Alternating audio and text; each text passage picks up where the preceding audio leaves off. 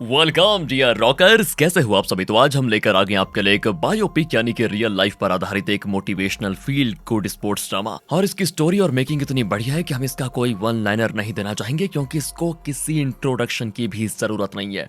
तो आइए देखते हैं 2016 में रिलीज हुई इस मूवी को, जिसका नाम है क्वीन ऑफ द कैटवे। और इस मूवी की डायरेक्टर कोई और नहीं, मीरा नायर है, जिन्होंने इस्लाम बॉम्बे, मिसिसिपी मसाला और नेमसेक जैसी मूवीज डायरेक्ट की हैं। तो कहानी की शुरुआत 2011 में होती है, जब एक बहुत ही बड़े चेस कंपटीशन के फाइनल्स को दिखाते हैं। इस कंपटीशन के सारे राउंड्स में जीतकर अपने फाइनल गेम के लिए तैयार हो रही एक लड़की, यही है दोस्तों हमारी कहानी की हीरोइन। और फाइनल्स होने की वजह से वो काफी नर्वस भी दिखती है, लगता है काफी प्रेशर है। उसका कोच, जिसका नाम रॉबर्ट है, वो कहता है कि देखो, अगर ये फाइनल कोई जीत सकता है तो वो सिर्फ और सिर्फ तुम हो, इसलिए टेंशन की कोई जरूरत नहीं है, कॉन्फिडेंटली खेलो, कब तो तुम्हें जीतना होगा। इस पर वो थोड़ा रिलैक्स फील करती है और कॉन्फिडेंस के साथ अपने फाइनल्स में अपने ओपोनेंट के सामने जाकर बैठ जाती है शान से। यहाँ से 4 साल पहले यानी कि 2007 का सीन दिखाया जाता है। युगांडा में कंपाला नाम की एक सिटी का एक स्लम एरिया है, जिसका नाम है कैटवे। हर तरफ लोगों की भीड़, गरीबी, पानी की कोई ठीक व्यवस्था नहीं, लोग बेरोजगार हैं, टूटे फूटे और सीमेंट शीट के घर में लोग रह रहे हैं। और इसी कैटवे में रहती है हमारी हीरोइन फियोना। एक बाल्टी पानी के लिए कई स्लम्स एरिया पार करके जाना पड़ता है। और ये देखिए दोस्तों, फियोना की उम्र सिर्फ 10 साल है, लेकिन वो अपनी उम्र से कई ज्यादा बड़ी लगती है। फियोना अपनी माँ, दीदी और 2 छोटे भाइयों के साथ रहती है। माँ का नाम है हैरेट और दीदी का नाम है ट्रायन, छोटे भाई का मुगाबी, सबसे छोटे को चुटकू कहेंगे। ओके, फियोना के पिता कई साल पहले गुजर गए थे। इस इलाके के दूसरे परिवारों की तरह फियोना का परिवार भी गरीबी में जीता है। वो कच्चा भुट्टा खरीद कर उसे स्टीम करके मार्केट में बेचते हैं। फियोना और मुगाबी यही काम करते हैं, यानी उसका छोटा भाई। और वैसे फियोना बेबस होकर दूसरे बच्चों को भी देखती है जो कि स्कूल जाते हैं। वो भी पढ़ना चाहती है, लेकिन घर के हालात ऐसे हैं कि वो स्कूल जाने के बारे में सोच भी नहीं सकती। वो घर के कई काम क्या करती, जैसे कि पानी भर लाना, मार्केट जाकर कच्चा भुट्टा खरीद लाना और हैरियट और टैरन के साथ मिलकर उसे पकाकर पैक करके फिर मार्केट में बेचना। घर बहुत ही छोटा है दोस्तों इनका, और इस छोटे से घर में 5 लोग रहते हैं। यहाँ खाना बनता है, यहीं सब बैठ कर खाते हैं और यहीं पर सोते हैं। इस तरह रहना आसान नहीं है, और ऊपर से ये भाड़े का घर है। फियोना की दीदी टैरियन कैसे भी करके इस जगह से हमेशा हमेशा के लिए निकल जाना चाहती है, एक अच्छी लाइफ जीना चाहती है। और उसका तो एक बॉयफ्रेंड भी है, जिसका नाम है जोसेफ। और इसकी बाइक, इसकी ड्रेस वगैरह देखकर लगता है ये कैटवे के लोगों के मुकाबले जरा रोकड़े वाला आदमी है। हैरेट को भी उसकी बेटी का इसके साथ घूमना फिरना ज्यादा अच्छा नहीं लगता, और वो जोसेफ के मुंह पे कह देती है, मैंने तुमसे कितनी बार कहा है कि मेरे घर के पास कहीं नजर मत आना, और मेरी बेटी से तो भूल कर भी मत मिलना। पर वो कहता है, इतना गुस्सा क्यों करती है सासू माँ। सुनकर हैरेट को बड़ा गुस्सा आता है कि सासू माँ किसको कहा बे, मुगाबी बेटा जरा झाड़ू लेकर आना, इसे पीट कर यहाँ से भगाना पड़ेगा, और ये तुम्हारी बाइक, इसको तो आग लगनी चाहिए। कहकर दोस्तों वो उसकी बाइक पे लात मारकर भगा देती है। अब टैरियन हैरेट को एडवाइस देने लगती है कि माँ, मैं उससे प्यार करती हूँ और उससे शादी भी करना चाहती हूँ, आप उसको थोड़ा रिस्पेक्ट दीजिए ना। हैरेट तो भड़क जाती है कि चुपचाप जाकर भुट्टा बेच कर आ, वरना घर में चूल्हा नहीं जलेगा, खाने को खाना नहीं घर में, और ये महारानी चली प्यार करने। टैरियन मुंह फुलाकर फिर भुट्टा बेचने चली जाती है। दूसरी ओर मार्केट में फियोना और मुगाबी भुट्टे बेच रहे होते हैं। फियोना देखती कि मुगाबी रोज जल्दी जल्दी भुट्टा बेचकर कहीं चला जाता है। असल में दोस्तों वो फुटबॉल गेम देखने जाता है, जहां पर कई लड़के खेलते हैं, और उनमें से एक आदमी कोच भी करता है, जिसका नाम है रॉबर्ट। लेकिन मुगाबी खेलता नहीं, बस बेचारा बैठकर उन्हें खेलते हुए देखता रहता है। तो एक दिन ऐसे ही रॉबर्ट पूछता है, अरे तुम भी खेलते हो क्या, तुम खेलते क्यों नहीं, यूं ही बैठे रहने से क्या फायदा। तो मुगाबी बताता है, सर इस तरह का गेम खेलने से कभी हाथ पैर टूट गए तो हॉस्पिटल जाना पड़ेगा, और इलाज के लिए तो हमारे पास पैसे भी नहीं है, इसलिए मेरी माँ ने कहा है कि भाग दौड़ वाला कोई गेम नहीं खेलना। तो इस पर रॉबर्ट पहले हंस देता है और पूछता है, क्या तुम्हें चेस खेलना पसंद है। मुगाबी पूछता है, चेस वो क्या होता है सर। देखो, चेस एक माइंड गेम है, जिसमें उछल कूद करने की भी जरूरत नहीं है, बस दिमाग लगाना होता है। बहुत ही इंटरेस्टिंग गेम है, मैं सिर्फ फुटबॉल ही नहीं चेस भी सिखाता हूँ, तुम चाहो तो आकर सीख सकते हो, पैसे नहीं लगेंगे इसमें। इस पर मुगाबी और उसके दोस्त कहते हैं, ठीक है सर, हम रोज अपना काम खत्म करके यहाँ पर जरूर सीखने आएंगे। अगले दिन जब भी मुगाबी भुट्टा बेचकर जल्दी जल्दी कहीं जाता है, तो फियोना उसके पीछे पिछ जाती है ताकि देख सके कि ये रोज कहाँ जा रहा है। एंड तब वो देखती है कि एक छोटी सी जगह पे कुछ बच्चे बैठकर एक आदमी से कुछ सीख रहे हैं। असल में यही है कोच रॉबर्ट का छोटा सा चेस ट्रेनिंग स्कूल, जहाँ वो बच्चों को फ्री में चेस खेलना सिखाता है। वैसे ये रॉबर्ट है ना, एक बड़ी कंपनी में इंजीनियर की नौकरी करने के लिए ट्राई कर रहा है, और जब तक उसकी नौकरी नहीं लग जाती, वो गरीब बच्चों को जो बड़े बड़े कोचेस की फीस नहीं दे सकते, लेकिन गेम में इंटरेस्टेड होते हैं और टैलेंटेड हैं, उन्हें फ्री में फुटबॉल और चेस खेलना सिखाता है। फियोना अंदर झांकती है तो समझ नहीं पाती कि बच्चे बैठकर यहाँ पर कर क्या रहे हैं और रॉबर्ट उनको क्या सिखा रहा है। तो रॉबर्ट फियोना को देख लेता है और कहता है, बेटी तुम बाहर क्यों खड़ी हो, अंदर आ जाओ। फियोना को जरा संकोच तो होता है, लेकिन अंदर आ जाती है वो। पर वो जैसी अंदर आती है ना, तो बाकी बच्चे बच्चे उसे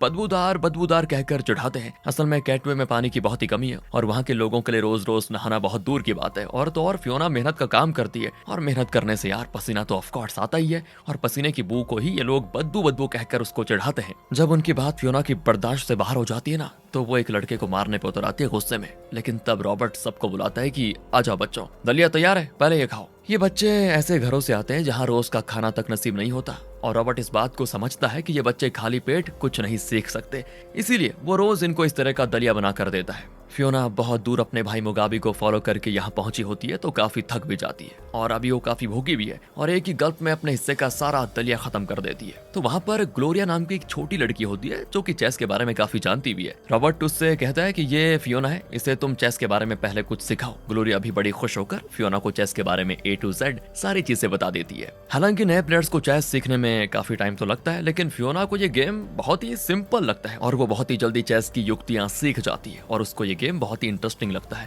तो घर आकर तो वो सबसे पहले पानी लेने जाती है और फिर अच्छे से नहा लेती है, क्योंकि वो नहीं चाहती कि कल वो बच्चे उसे फिर से चिढ़ाएं बदबू बदबू कहकर।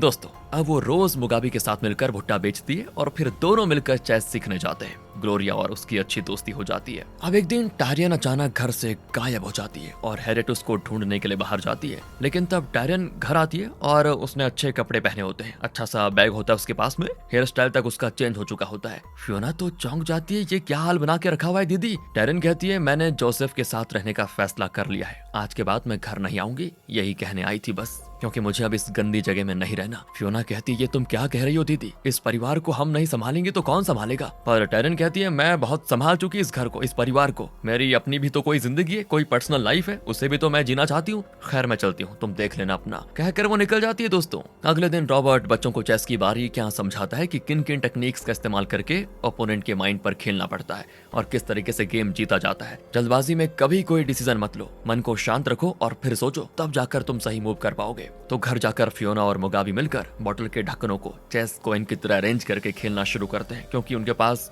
असली चेस लाने के पैसे नहीं थे और क्योंकि मुगाबी फियोना से ज्यादा एक्सपीरियंस्ड है, हर बार वही जीतता है। जब वो उठकर चला जाता है ना, तो फियोना चेस बोर्ड को बड़े ध्यान से देखती है कि ये जीत कैसे गया, अगर मैं दूसरा मूव करती तो मुगाबी का मूव कैसे चेंज होता। इस तरह मतलब वो अपने ही दिमाग में इमेजिनेशन करने लगती है, अगर ऐसा होता तो वैसा होता तो ये होता। दूसरी ओर रॉबर्ट को दिखाते हैं जिसकी वाइफ एक टीचर है और इनका एक प्यारा सा बच्चा भी है। जब तक रॉबर्ट को अच्छी सी नौकरी नहीं मिल जाती तब तक उसकी वाइफ की सैलरी पर ही ये घर चलता है। एक दिन की बात है, न्यूज़पेपर में किसी बड़ी कंपनी में इंजीनियर की पोस्ट का एड छपा होता है। रॉबर्ट सीधे बिना टाइम वेस्ट किए उस कंपनी में जाकर इंटरव्यू अटेंड करता है। फुटबॉल और चेस के अलावा रॉबर्ट पढ़ाई में भी काफी अच्छा परफॉर्म करता था और बहुत ही टैलेंटेड स्टूडेंट था। ऐसी किसी बड़ी कंपनी में काम करना उसका सपना था। इंटरव्यू काफी अच्छा जाता है और मैनेजर कहता है कि तुम्हें ये नौकरी मिल गई समझो, लेकिन तुम्हें पोस्टिंग मिलने में कम से कम 4 महीने तो लगेंगे ही, लेकिन हमें तुम जैसे एक टैलेंटेड आदमी की सख्त जरूरत है, इसलिए तुम तैयार रहना, हम तुम्हें इन्फॉर्म कर देंगे कि कब ज्वाइन करना है। सुनकर रॉबर्ट को बहुत खुशी होती है, क्योंकि वो काफी टाइम से नौकरी चाह रहा था। कुछ दिन बीत जाते हैं और अब फियोना चेस में बहुत ही आगे बढ़ चुकी होती है। उसे इस गेम का मतलब प्यार हो जाता है इस गेम से। वहाँ जितने भी बच्चे सीख रहे होते हैं उन सब में फियोना बेस्ट होती है। तो एक दिन की बात है, इस कोचिंग क्लास में जो लड़का सबसे सीनियर है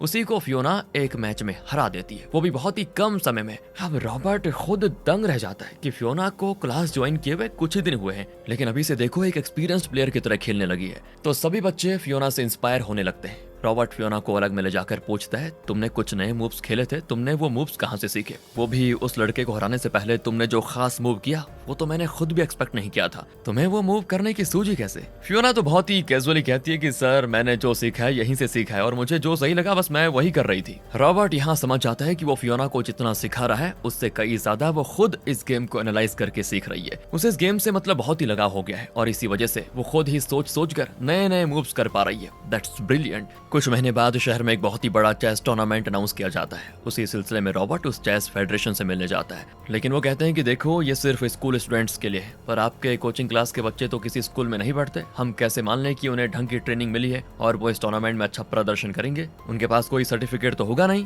रॉबर्ट पूछता है, क्या मेरे बच्चे गेस्ट प्लेयर के तौर पर खेल सकते हैं। वो कहते हैं खेल तो सकते हैं, लेकिन हर गेस्ट प्लेयर के लिए आपको फीस भरनी पड़ेगी। रॉबर्ट की समझ नहीं आता कि वो क्या करे, क्योंकि फीस की रकम वो नहीं दे पाएगा। लेकिन नहीं, रॉबर्ट फैसला कर लेता है कि वो कैसे भी करके अपने बच्चों को यानी अपनी कोचिंग क्लास के बच्चों को इस टूर्नामेंट में खेलने का मौका जरूर दिलवाएगा। तो वैसे वो कुछ फुटबॉल टूर्नामेंट्स भी खेलता है जिसमें विनिंग टीम्स को प्राइज मनी दिया जाता है और बेस्ट प्लेयर को अलग से एक रकम मिलती है। इस तरह फुटबॉल खेलकर वो एक बहुत ही अच्छी खासी रकम इकट्ठा कर लेता है और फेडरेशन में जाकर दे देता है, जिससे कि उसके 20 प्लेयर्स गेस्ट के तौर पर उस चेस टूर्नामेंट में खेल पाएंगे। लेकिन जब उसकी वाइफ को पता चलता है तो वो रॉबर्ट पर बरस पड़ती है, क्योंकि कुछ साल पहले एक फुटबॉल टूर्नामेंट में रॉबर्ट गिर गया और उसके पैर में काफी सीरियस चोट आ गई थी और वो तो एक सर्जरी हुई, उसके बाद जाकर रॉबर्ट सही हुआ। डॉक्टर ने मना भी किया था कि आइंदा फुटबॉल मत खेलना, लेकिन फुटबॉल रॉबर्ट का पैशन है, जिस वजह से वो बच्चों को कोचिंग देने लग गया था, जो कि उसकी वाइफ जानती थी। पर क्योंकि वो सिर्फ कोचिंग करता था, खुद नहीं खेलता था, तो उसकी वाइफ ने उसे कुछ कहा नहीं। पर अब रॉबर्ट ने टूर्नामेंट खेला तो वो गुस्सा हो जाती है कि अगर तुम्हारा पैर फिर टूट जाता तो हम क्या करते।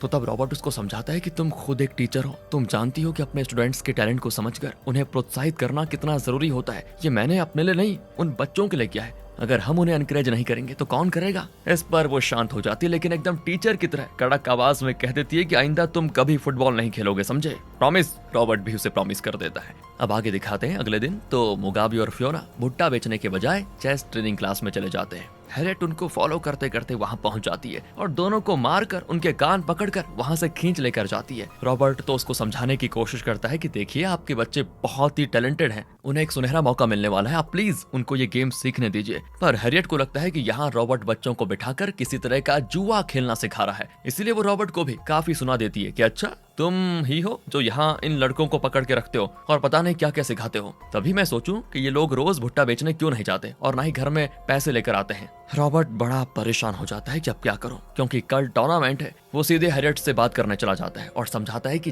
जैसा आप सोच रही हैं वैसा नहीं है, ये चेस नाम का एक बहुत ही बड़ा स्पोर्ट है और आपकी बेटी उस गेम में चैंपियन बन सकती है। देखो अगर वो एक चैंपियन बन गई ना तो आपके परिवार की ये जो हालत हो रखी है ना सब सुधर जाएगी, एक अच्छी जिंदगी मिलेगी आपको। अपने बच्चों के फ्यूचर के बारे में सोचिए, अगर उनको एक मौका मिल जाए तो बहुत बड़ा हो सकता है। देखो मैं उनका पूरा ख्याल रखूंगा, खाने पीने की कोई कमी नहीं होगी, सब दे दूंगा उनको। इस तरह हैरियट को कन्विंस करने के बाद वो फियोना, मुगाबी और दूसरे बच्चों को एक वैन में शहर लेकर जाता है। सभी बड़े खुश होते हैं। टूर्नामेंट कैंपस देखकर पहले तो सभी दंग रह जाते हैं, क्योंकि आज से पहले उन्होंने इस तरह का बहुत बढ़िया चीज मतलब वो कैंपस नहीं देखा था। सभी अलग अलग ग्रुप्स में बैठे होते हैं और टूर्नामेंट के बारे में ऑर्गेनाइजर उन्हें समझा रहा होता है। इस बीच उन्हें फूड और जूस भी सर्व किए जाते हैं। अपने बच्चों ने तो दोस्तों कभी इस तरह के डिशेस देखे नहीं थे, यहाँ सारी चीजें उनको नई लगती हैं और वो सारी चीजों को उठा उठा कर मुंह में दबाने लगते हैं। रॉबर्ट उनको समझाता है कि अरे धीरे खाओ, ये सब हमारे लिए ही है, इसलिए जल्दी खाने की जरूरत नहीं है। लेकिन दोस्तों यहाँ पर प्रॉब्लम यह हो जाती है कि ऑर्गेनाइजर को इनके जो तौर तरीके हैं बिल्कुल भी अच्छे नहीं लगते और वो इनडायरेक्टली इनको नीचा दिखाने जैसी बातें कर रहा होता है। तो उस रात उनको एक बड़े कमरे में बेड वगैरह अरेंज करके दिए जाते हैं,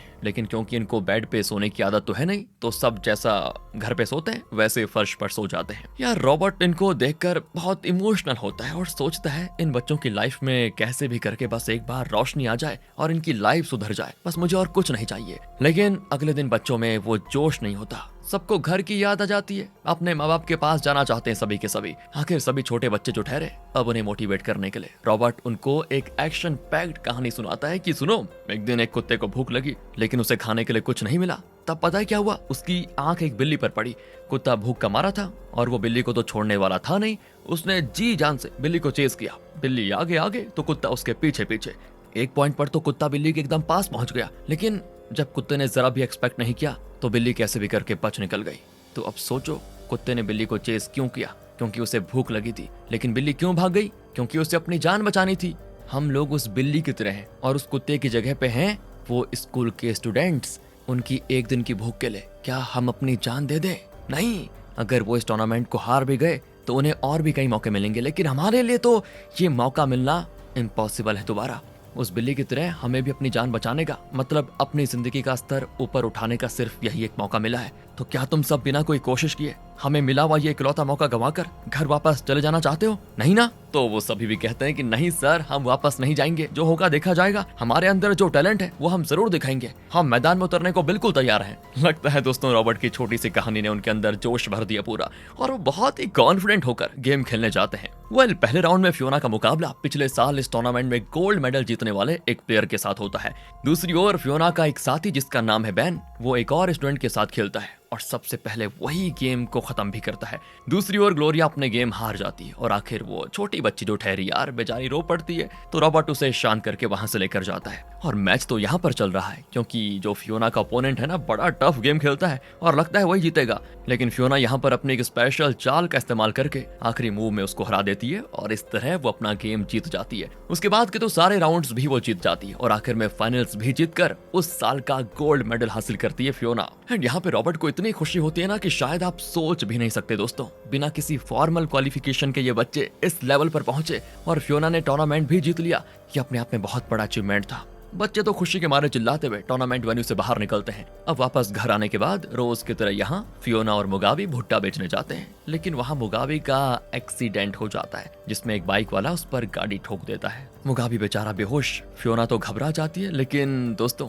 ये ऐसी जगह है जहाँ ना एम्बुलेंस आता है और ना ही कोई और गाड़ी। खुशकिस्मती से वहाँ जोसेफ अपनी बाइक में आ जाता है और वो मुगाबी और फियोना को तुरंत हॉस्पिटल लेकर जाता है। फिर वहाँ पे उसका इलाज वगैरह होता है। उसको ज्यादा चोटें तो नहीं आई होती, कुछ देर में उसे डिस्चार्ज कर दिया जाता है। लेकिन अब प्रॉब्लम यह है इनके पास हॉस्पिटल की फी देने के भी पैसे नहीं होते, तो मजबूरन वो चुपके से मुगाबी को घर लेकर आ जाते हैं। लेकिन यहाँ पर एक और नई मुसीबत खड़ी होती है। घर की ओनर इनको घर में घुसने नहीं देती क्योंकि इन्होंने पिछले 3 महीनों से भाड़ा नहीं दिया। वो कहती है पूरे 3 महीने का भाड़ा मेरे हाथ में देकर फिर अंदर जाओ, वरना सामान लेकर अभी के अभी निकल जाओ। हैरियट तो बहुत विनती करती कि बच्चों को चोट लगी है, इस हालात में उसको लेकर हम सब कहाँ जाएंगे, बस थोड़ी और मोहलत दे दो, हम पैसे दे देंगे आपके। लेकिन मकान मालिक को जरा भी तरस नहीं आता और वो खुद ही इनके सामान वगैरह को बाहर फेंक देती है और कहती है अब इस घर में कदम मत रखना। हैरियट बेचारी रो पड़ती है कि अब इन बच्चों को लेकर मैं कहाँ जाऊंगी। बेबस होकर वो सामान लेकर चलने लगते हैं और सच में यार उनकी समझ में नहीं आता कि वो कहाँ जाएं, क्या करें, कैसे जिएंगे। अब तो कुछ ही दूर पर एक शेड जैसी जगह होती है, लगता है ये कोई कचड़े का ढेर है,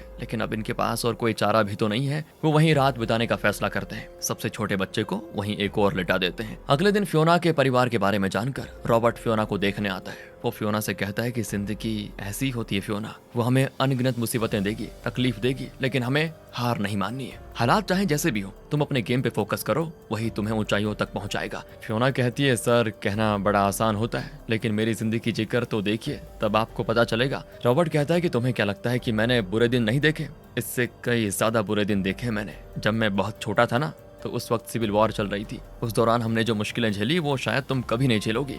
कई दिनों तक तो मैं भूखा रहा, लेकिन मैंने हार नहीं मानी। उस मुश्किल हालात में भी मैंने जीने का फैसला किया और पढ़ाई की जी जान से। अपनी पसंद की एक नौकरी के लिए बहुत कोशिश की मैंने, और एक लंबे अरसे के बाद ही सही, लेकिन मुझे अपनी पसंद की नौकरी मिल गई। लाइफ तुम्हें जो दर्द देती है, जो दुख, जो मुश्किलें देती है, उन्हें सीढ़ियों की तरह इस्तेमाल करो। उन पर चढ़कर ऊंचाइयों को छुओ, ना कि उनको अड़चने समझो। देखो सिर्फ तुम ही हो, तुम्हारी तरक्की से तुम्हारा परिवार भी इस करीबी से ऊपर उठेगा। इस तरह दोस्तों उसको हिम्मत देकर रॉबर्ट वहां से चला जाता है। उस रात टायरन जोसेफ के साथ वापस आती है। अपने परिवार की हालत देखकर उसे भी बहुत बुरा लग जाता है, तो वो उनको कुछ पैसे देती है, लेकिन हैरियट पैसे लेने से साफ इनकार कर देती है। पर फियोना पैसे ले लेती है और माँ को समझाती है कि माँ कम से कम इस चुटकू के खातिर तो हमें रहने के लिए घर ढूंढना पड़ेगा ना, और उसके लिए पैसे चाहिए ही चाहिए। फिर वो एक टूटे फूटे चर्च में जाते हैं जहाँ उनको रहने की जगह मिल जाती है, लेकिन वहाँ रहने के लिए भी पैसे देने पड़ते हैं। टायरन के दिए हुए पैसे और फियोना ने टूर्नामेंट में जो कमाए थे वो भी मिलाकर वो सब देकर चर्च में रहने लगते हैं। इसके बाद तो फियोना कई चेस टूर्नामेंट्स में खेलती है और हर टूर्नामेंट जीतती है बहुत ही बढ़िया तरीके से, और धीरे धीरे अब वो काफी फेमस भी हो जाती है। न्यूज़पेपर्स में छपता है कि कैटवे की एक लड़की अच्छे से अच्छे चैंपियंस को अपने टफ मूव्स के जरिए हरा रही है चेस में।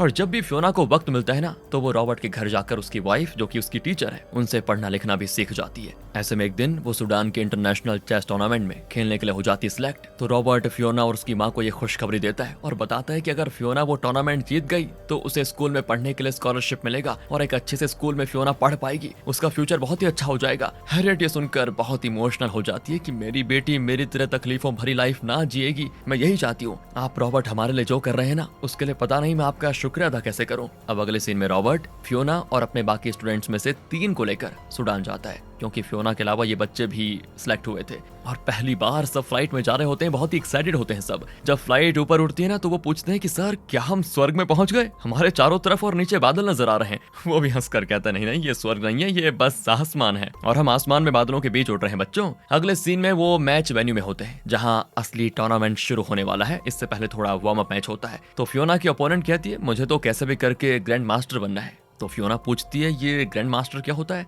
अपोनेंट कहती है पता है अगर कोई ग्रैंड मास्टर बन जाए तो चेस फेडरेशन से उसको हर महीने अच्छी खासी रकम दी जाती है, यानी स्कॉलरशिप दी जाती है। उससे हम पढ़ाई भी कर सकेंगे और गेम खेलकर कमा भी सकेंगे। फियोना इन बातों को बड़े ध्यान से सुनती है। वो लड़की आगे बताती है कि देखो अगर तुमने इन टूर्नामेंट्स में आधे गेम्स भी जीत गई ना तुम, तो फेडरेशन तुम्हें हर महीने स्टाइपेंड देगा। फियोना सोच लेती है ये तो बहुत ही बढ़िया है, मुझे सिर्फ स्टाइपेंड मिल जाए तो भी चलेगा, उससे मेरे परिवार की गरीबी तो दूर हो ही जाएगी। अब होता है असली टूर्नामेंट शुरू। फियोना और उसके साथी हर राउंड में जीतकर पहली पोजीशन पर पहुंच जाते हैं और चैंपियनशिप कप भी जीत जाते हैं। दोस्तों न्यूज में ये सब देखकर पूरा युगांडा बड़ा खुश होता है कि अपने देश की टीम इतना कुछ अचीव कर गई। फियोना गर्व से घर आकर अपनी माँ को कप दिखाती है और लगता है टैरन का जोसेफ के साथ कोई झगड़ा हुआ है और वो घर लौट आई है। हेरेट ने भी उसको स्वीकार कर लिया था। इस तरह कुछ दिन बीत जाते हैं, लेकिन अब फियोना का बर्ताव बदलने लगता है। वो पहले की तरह सुबह ना जल्दी उठती और ना ही कोई काम करती है। वो अपनी माँ की भी कोई बात नहीं मानती और बात बात पर चिल्लाती है। हेरेट अब परेशान हो जाती है और रॉबर्ट से कहती है जब से वो सूडान से आई है ना तब से उसका रवैया बदल गया है, आप प्लीज उससे बात कीजिए, पता नहीं वो क्या क्या सोचती रहती है। रॉबर्ट भी जाकर फियोना से पूछता है तो वो कहती है सर मैंने बड़े घरों से आने वाले अमीर परिवार के कई प्लेयर्स के साथ खेलकर ढेरों मैचेस जीते हैं, लेकिन इतना जीतने के बावजूद मैं गरीबी की गरीबी में हूँ। मेरे परिवार का स्तर ऊपर उठता ही नहीं। अमीरों को तो मैं हरा चुकी हूँ लेकिन अपनी गरीबी को नहीं हरा पाई। मुझे बस इसी बात की मायूसी और गुस्सा है सर। रॉबर्ट फिर उसको समझाता है कि तुम्हारा गुस्सा जायज है फियोना, लेकिन इसका ये मतलब नहीं कि तुम गुस्सा होकर हार मानकर बैठ जाओ। तुम्हें और मेहनत करनी पड़ेगी। इन छोटी छोटी जीतों से आगे बढ़कर बड़ी जीत हासिल करनी होगी, उस दिशा में काम करो, कहकर रॉबर्ट चला जाता है। इसके कुछ ही दिन के बाद रशिया में हो रहे एक बड़े चैंपियनशिप में युगांडा की तरफ से हिस्सा लेने का फियोना को मिलता है मौका। फियोना वहां जाकर बहुत ही कॉन्फिडेंस के साथ खेलती है, लेकिन उसे शायद ओवर कॉन्फिडेंस हो गया था और उसकी ओपोनेंट जो कि एक कैनेडियन प्लेयर है वो बड़ी आसानी से उसे हरा देती है। जो लड़की अपना हर गेम जीतने की आदी हो चुकी थी, सोचिए उसकी पहली हार उसे कितना हर्ट कर रही होगी। वो इस हार को एक्सेप्ट नहीं कर पाती और रोती है बहुत ज्यादा। ऊपर से वो अपने देश की तरफ से खेलने आई थी और इतनी बुरी तरह हार गई, यही सोच सोच कर वो और दुखी होती है। रॉबर्ट भी परेशान होता है, लेकिन वो फियोना को दिलासा देता है कि देखो ये कोई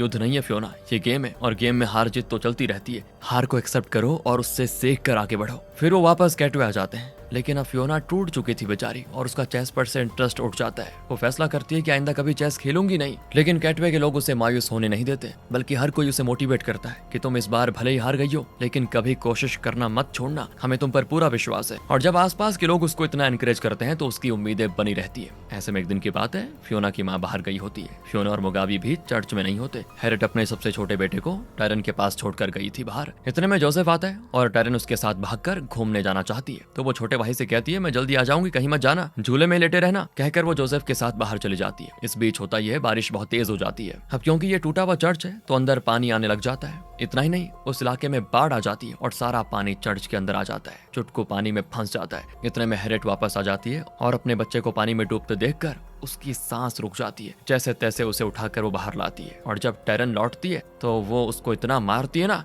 कि अपने भाई को इस तरह मरने के लिए छोड़कर कहाँ गई थी, किसके साथ? तुम तो जोसेफ से लड़कर यहाँ कर बैठ गई थी, अब अचानक उससे प्यार क्यों हो गया? अगर मेरा बच्चा मर जाता तो? अब तुम्हारी यहाँ कोई जगह नहीं है, अपना सामान उठाओ और निकलो यहाँ से। पर टैरन कहती है मुझे नहीं पता था कि ये सब हो जाएगा माँ, वरना मैं जोसेफ के साथ नहीं जाती, प्लीज माफ कर दो ना। ऊपर से मैं प्रेग्नेंट भी हूँ और इस वक्त मैं कहाँ जाऊंगी बताओ। ये सुनकर तो हेरेट भी कुछ कह नहीं पाती और उसे माफ कर देती है। अब चर्च पानी से भर गया है तो कोई और रास्ता न पाकर वो रॉबर्ट से मदद मांगती है और वो इन्हें अपने घर में जगह दे देता है। इस बीच रॉबर्ट ने जिस कंपनी में इंटरव्यू अटेंड किया वहाँ से खबर मिलती है कि रॉबर्ट को 2 दिन में वहाँ ज्वाइन करना होगा। यह ऐसा मौका है जिसका रॉबर्ट कई सालों से इंतजार कर रहा था, लेकिन अब वो तुरंत हाँ नहीं करता, थोड़ी टाइम मांगता है। वो भी कह देते हैं कि ठीक है, आप हमें सोच समझ कर बता दीजिए कब ज्वाइन करना चाहते हैं। रॉबर्ट दोस्तों अब दुविधा में है, क्योंकि अगर वो ये फुल टाइम नौकरी ले लेगा तो फियोना का क्या होगा। वो कैसे भी करके फियोना को एक इंटरनेशनल चैंपियन बनाना चाहता है। फियोना रॉबर्ट से कहती है कि सर अगर मैं माँ के साथ वापस उस चर्च में रहने गई तो मेरे दिमाग में हमारी गरीबी को लेकर गुस्सा रहेगा, मैं ना अपने गेम पे फोकस कर पाऊंगी और ना ही अपनी पढ़ाई पर। इसीलिए जब चर्च से पानी बह जाएगा और माँ वापस चर्च में रहने जाएगी तो क्या मैं कुछ दिनों के लिए आपके घर में रह सकती हूँ? रॉबर्ट कहता है तुम खुशी से यहाँ जितने दिन चाहो रह सकती हो, कोई दिक्कत नहीं है। इतना ही नहीं दोस्तों, रॉबर्ट फियोना और मुगाबी को अपनी वाइफ के स्कूल में एडमिशन भी दिलवा देता है। दोनों स्कूल यूनिफॉर्म पहनकर स्कूल जाते हैं और काफी खुश नजर आते हैं। स्कूल के बाद मुगाबी माँ के पास आ जाता है और फियोना रॉबर्ट के घर। रॉबर्ट की वाइफ फियोना को अपनी बेटी की तरह मानती है। तो एक दिन की बात है, रॉबर्ट फियोना से कहता है तुम मेरे घर में रह रही हो, इसका ये मतलब नहीं कि अपनी माँ को ना देखो। वो बेचारी बहुत ही परेशान है कि तुम उनसे मिलने तक नहीं जाती। आज स्कूल के बाद उनसे एक बार मिल लो। लो। बहुत ही खुश होंगी वो। फियोना भी स्कूल के बाद मार्केट में जाती है जहाँ उसकी माँ हैरियट काम करती है। अब बेटी को इतनी बढ़िया स्कूल यूनिफॉर्म में देखकर हैरियट की तो आंखें और जी भर आ जाता है। इनकी जिंदगी में अगर इतने बदलाव आए हैं तो उनकी वजह है रॉबर्ट। मेरे बच्चे जो कुछ नहीं जानते थे उन्हें आपने बहुत कुछ सिखाया, उनको शिक्षा दी, मेरी बेटी की काबिलियत को पूरी दुनिया को बताया। मैं आपका ये कर्ज जिंदगी भर नहीं चुका पाऊंगी। रॉबर्ट भी कहता है, अरे मैं सिर्फ एक जरिया था। आपकी बेटी अपनी खुद की काबिलियत और टैलेंट के बल पर इस मुकाम पर पहुंची है। फियोना और मुगाबे भी खुशी से हंस खेल रहे होते हैं और उनके खिले हुए चेहरे देखकर हैरियट को और खुशी होती है। यहाँ पर सीन होता है कट और हमें शुरुआत का वो सीन दिखाया जाता है जहाँ फियोना टूर्नामेंट के फाइनल्स में पहुंच गई है और फाइनल गेम खेलने से पहले वो काफी नर्वस है, लेकिन रॉबर्ट उसे हिम्मत देकर भेजता है। फियोना कॉन्फिडेंस के साथ अपने ओपोनेंट के सामने आराम से बैठती है। गेम शुरू होता है और अपनी बेटी को खेलते हुए देखने हैरियट भी आई होती है। युगांडा के लोग भी टीवी पर इस मैच को काफी उत्साह के साथ लाइव देख रहे होते हैं और सब यहाँ फियोना को चीयर करते हैं और प्रार्थना करने लगते हैं कि फियोना जीत जाए, फियोना जीत जाए। दोस्तों, यहाँ फियोना काफी टफ मूव्स खेलती है और उसकी ओपोनेंट भी कुछ कम नहीं होती। एक पॉइंट पर तो फियोना जरा डगमगा जाती है तो रॉबर्ट चिल्लाता है कि फियोना हार मत मानना, तुम ही जीतोगी। और तब एक गार्ड आकर कहता है कि सर प्लीज मैच के दौरान इस तरह चिल्लाना मना है। कुछ और देर मैच चलता है और फियोना जो जरा डगमगा गई थी वो खुद को संभाल लेती है और अपने कुछ खास मूव्स के जरिए चैंपियनशिप जीत जाती है दोस्तों। और यहाँ उसको एक ग्रैंड मास्टर के तौर पर रिकॉग्नाइज किया जाता है। बस इसी का तो फियोना को इंतजार था और इसी दिन के लिए तो वो इतनी मेहनत कर रही थी। रॉबर्ट की खुशी का भी ठिकाना नहीं होता क्योंकि यही तो उसका भी सपना था कि गेटवे की गरीब बस्तियों में वो जिन बच्चों को गेम सिखाता था उनमें से कोई तो इंटरनेशनल चैंपियन बन सके। और आज उसका वो सपना भी पूरा हुआ और उसे पूरा किया फियोना ने। जब फियोना वापस युगांडा आती है ना तो सिर्फ गेटवे के लोग ही नहीं बल्कि पूरा युगांडा उसका जोरों शोरों से स्वागत करता है। टीवी, न्यूज़पेपर्स, मैगजीन्स, हर कहीं पे फियोना के फोटोज होते हैं और उसकी जीत के बारे में हर जगह लिखा होता है। वो वर्ल्ड लेवल पे फेमस हो जाती है। चैंपियनशिप जीतकर वो रकम जो मिली थी उससे वो अपने परिवार के लिए एक पहले घर खरीदती है। और जब वो अपनी माँ को ये सरप्राइज देती है ना तो हैरियट की खुशी मानो सातवें आसमान पर चली जाती है। उन्होंने सपने में भी नहीं सोचा था कि वो कभी इस तरह का घर खरीद पाएंगे। टैरन का बच्चा भी पैदा हो जाता है और सभी मिलकर उस घर में खुशी खुशी रहने लगते हैं। और ये सब पॉसिबल हुआ फियोना के टैलेंट और उसकी लगन से। लेकिन उसके टैलेंट को पहचान कर उसे हर मुश्किल में हिम्मत देकर ऊपर उठाया रॉबर्ट ने। एक अच्छा टीचर या कोच अपने स्टूडेंट की लाइफ में किस तरह काया पलट सकता है ना, उसका जीता जागता उदाहरण है ये रॉबर्ट। और दोस्तों, स्वागत है आपका। अब आप देखने वाले हैं रियल लाइफ फियोना को, जिसकी लाइफ पर यह मूवी आधारित है। पास खड़ी है वो एक्टर जिसने फियोना का किरदार निभाया और ये है फियोना की माँ। और उनके पास खड़ी है हैरियट का किरदार निभाने वाली एक्टर। और आखिर में फियोना के रियल लाइफ कोच रॉबर्ट और स्क्रीन लाइफ रॉबर्ट को दिखाते हैं। इसी के साथ, इसी मोटिवेशन के साथ ये मूवी होती है खत्म दोस्तों। और अगर आपको ये वीडियो अच्छी लगी हो, डेफिनेटली लगी होगी, तो लाइक करें, चैनल को सब्सक्राइब ध्यान रखिएगा अपना क्योंकि बहुत जरूरी है। And finally, thanks for watching.